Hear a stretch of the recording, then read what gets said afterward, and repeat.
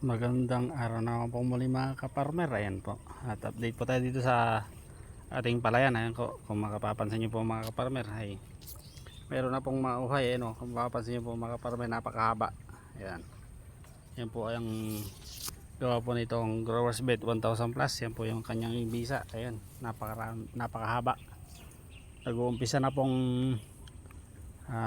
mag-uhay. Ayan o. Oh.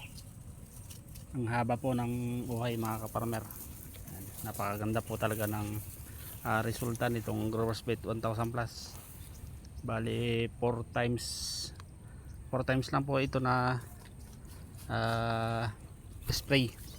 Ayan, kung makapansin nyo po ay ang tataas po nila. Ano, napakaganda po ng walasayan, napakapipintog. At yan po ang nagpapatunay na mahaba po ang kanilang magiging uhay. Ito yung mga naunang palabas na bunga. Ayan. At malapit na po tayong kaanay. Sana po ay ito ay hindi abutin ng mga bagyo. Shout out po sa ating lahat na mga magsasaka. Sana po ay inyong subukan itong husay nitong Growers Bet 1000 plus mga kaparmer. Ayan, makikita nyo naman po ang kanyang resulta dito sa aming palayan. Ay napakakapal po at berdeng berde ang palay na siyang siguradong maganda po ang kinalabasan nitong paggamit natin sa Growers Bet 1000 plus. So ayun, update lang po tayo. Makikita po natin to sa mga susunod na vlogs natin. Lalabas na po yung kanyang mga uhay. Huwag lang po sanang dumaan dito yung mga bagyo. Yan.